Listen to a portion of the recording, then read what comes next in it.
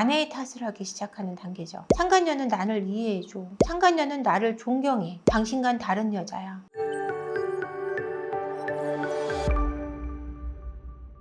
외도를 하게 되는 남편의 심리 구조를 오늘 알아볼 텐데요. 상간녀와 남편이 깊어지는 심리 단계를 알게 되셨다면 이제는 남편이 어떻게 외도하게 되고 그 외도 후에 남편의 심리 변화가 어떻게 되는지를 알고 계셔야 되는 부분일 것 같습니다. 일단 남편이 외도를 하는 1단계는 결혼 생활의 피로감의 누적입니다. 숨 막히는 단계가 오죠. 결혼 생활 중에는 누구나 그러냐고요? 누구나 그럴 수 있습니다. 외도는 갑자기 시작되지 않습니다. 심리 단계에서 다음과 같은 것들이 조금씩 쌓이기 시작합니다. 인정받지 못한다는 불안감, 책임과 압박감, 반복되는 갈등, 평가받는 느낌, 남편으로서의 자존감 저하가 시작되죠. 이 단계에서 남편은 배우자가 싫어서가 아니라 도피하고 싶은, 회피하고 싶은 마음에서 다른 곳을 쳐다보기 시작합니다. 2단계는 감정적인 허기 상태가 시작되는데요. 틈이 생기는 시기라고 이름 짓겠습니다. 정서적인 공허감이 생기면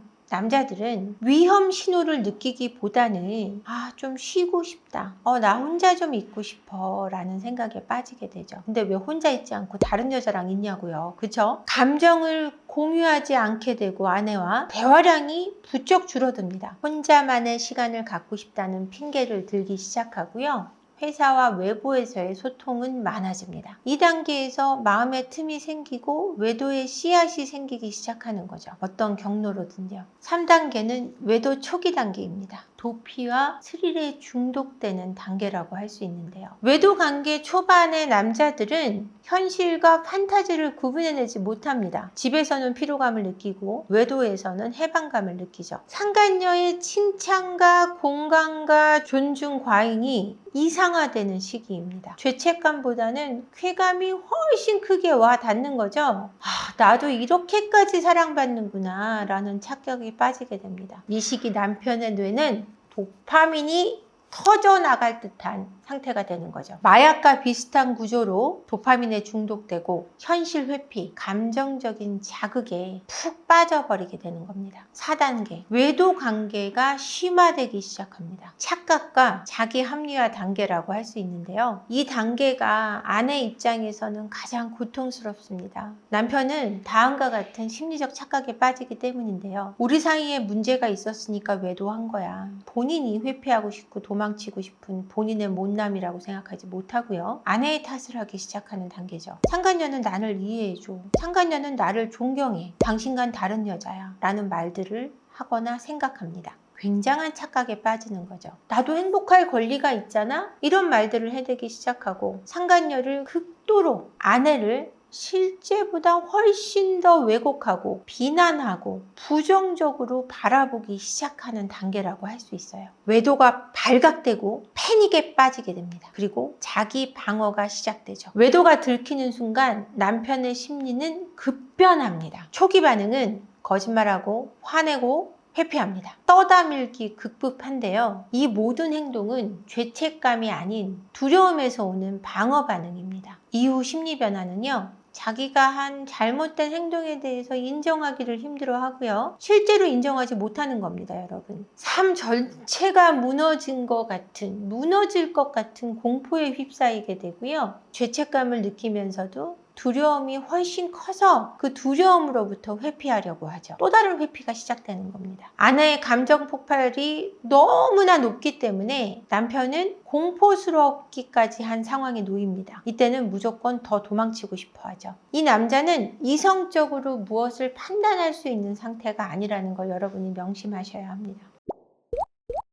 그러니 이 상태에서 이성적인 사과나 죄책감을 느끼기를 바라지 마세요. 정상적인 상태가 아니거든요. 6단계는 그 다음 단계가 관계 선택의 시기인데요. 정신이 돌아오는 시기로 들어갑니다. 물론 2가지로 나뉘기도 하지만요. 외도가 지나가고 시간이 흐르면 남편의 감정이 다시 정리되기 시작합니다. 이때 남편은 현실을 직면하게 되는 거죠. 아이라든지 아내의 고통 또는 부모님에 대한 입장, 사회적인 위치 이런 것들을 조금 생각할 수 있는 시기가 됩니다. 상간녀와 삶을 함께할 현실성이 없다라는 걸 깨우치는 거죠. 결혼의 무게, 가족의 존재, 아이의 영향력 등 현실적인 요소를 재각성하게 됩니다. 이렇게 재각성을 해야 제정신을 차린다는 거죠. 이 각성이 없는 경우는 그 앞 단계가 계속되기도 합니다. 그래서 결국 집을 나가기도 하고요. 아내의 상처와 분노의 깊이를 깊게 이해할수록 제자리에 올 확률이 높고요. 그걸 해내지 못하고 계속해서 본인이 피해자였다는 코스프레를 하면 이 시기가 오지도 않습니다. 이 시기에 제대로 재각성을 한다면 상간녀와의 사랑이 진짜 사랑이 아닌 걸 인정할 수 있는 힘이 생기는 시기입니다. 본인들의 노력만으로 되기는 어렵고요. 전문가를 만나시는 게 이 재각성을 줄 수 있는 가장 좋은 방법입니다. 7단계는 회복 또는 추가 붕괴가 일어납니다. 선택 이후의 심리인 거죠. 회복을 선택한 남편의 심리는요, 죄책감이 책임감으로 전환됩니다. 또한 상간녀에 대한 감정이 소멸하고요, 아내에게 진심으로 미안해서 행동의 변화를 가져옵니다. 가정을 지키고자 하는 마음이 회복되어서 생활을 전혀 다르게 움직이기 시작하죠. 아내를 회복시키고 싶다라는 마음이 움직여서 상담에도 적극적이고 생활의 반경도 명확하게 알려주며 생활의 태도를 확연하게 다르게 보여줍니다. 외도 관계를 완전히 단절하는 것은 물론이죠. 하지만 회복하지 못하고 혼란의 상태를 계속하는 남편의 심리는 이렇습니다. 책임을 회피하고 여전히 이상화된 판타지를 유지하고요. 현실 회피를 하고 감정 기복을 심하게 보여주고 태도 변화나 행동의 변화는 일어나지 않습니다. 상간녀하고의 관계가 유지하기도 끊기도 힘든 중독 구조를 계속 되풀이한다고 보시면 될 것 같아요. 외도한 남편의 심리를 정리해드리면요, 세퍼언니 TV를 시청해주시는 구독자 여러분 안녕하세요. 저희 세퍼언니 리어브에서 오픈 채팅방을 개설했습니다. 여기서는 세퍼언니 저 한재원과 직접 대화를 나누실 수 있고요. 결혼 생활의 모든 문제, 외도 문제, 시댁 문제, 성격 차이, 그리고 경제 문제까지 모든 문제를 이야기 나누실 수 있습니다. 마음고생하시는 여러분의 버팀목이 되어드리겠습니다. 유튜브 설명란에 있는 링크를 통해 입장이 가능하시고요. 많은 참여 부탁드립니다. 여러분의 안정적인 가정을 기원합니다. 고맙습니다.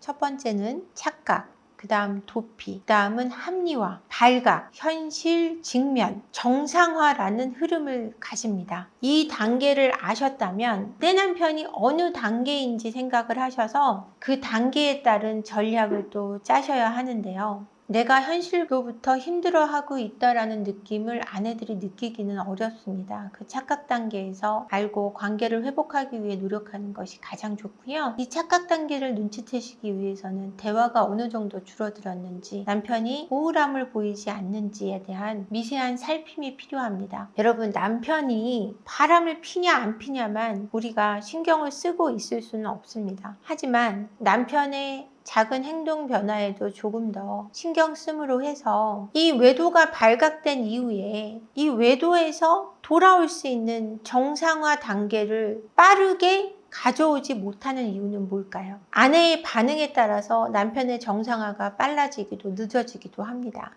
그 아내들이 하는 실수에 대한 이야기를 조금 더 해드릴까 합니다. 남편이 바람을 피냐 안 피냐만을 신경 쓰면서 살 수는 없습니다. 하지만 부부 사이가 조금 멀어진 것 같은 느낌을 느낄 때, 대화가 줄어들고 남편이 가정에서 행복을 못 느끼거나 남편뿐이 아니라 나 또한 가정에서 뭔가 공허함을 느낀다면 이건 위험 신호입니다, 여러분. 이 위험 신호일 때 여러분들이 전문가를 만나셔서 부부 상담을 받는 것이 외도까지는 그래도 가지 않는 가장 좋은 방법이라는 생각이 듭니다. 외도를 막을 수 있는 방법이 본인에게 있다는 이야기는 아닙니다. 본인의 탓이란 뜻도 아니고요. 하지만 관계 속에 문제가 있을 때 외도는 일어나고, 이 관계 속의 문제는 대화가 줄어드는 것에서 눈치챌 수 있다는 얘기를 해드리고 싶고요. 남편이 왠지 공허해 보이고 우울해 보이거나 나 또한 공허하고 우울하다면 나도 외도할 수 있는 씨앗을 갖고 있다고 생각하셔도 과언은 아닐 겁니다. 그러니 여러분, 대화가 줄어들고 여러분의 삶이 공허하다면 조금 더 적극적으로 부부관계를 해결할 수 있는 방법을 찾으시길 바라고요. 건강한 가정을 유지하기 위해 서로 간의 노력이 절실히 필요하다라고 저는 생각합니다. 오늘도 영상 끝까지 봐주셔서 감사하고요. 구독과 좋아요 함께 또 라이브를 위한 알림 설정도 부탁드리겠습니다. 고맙습니다.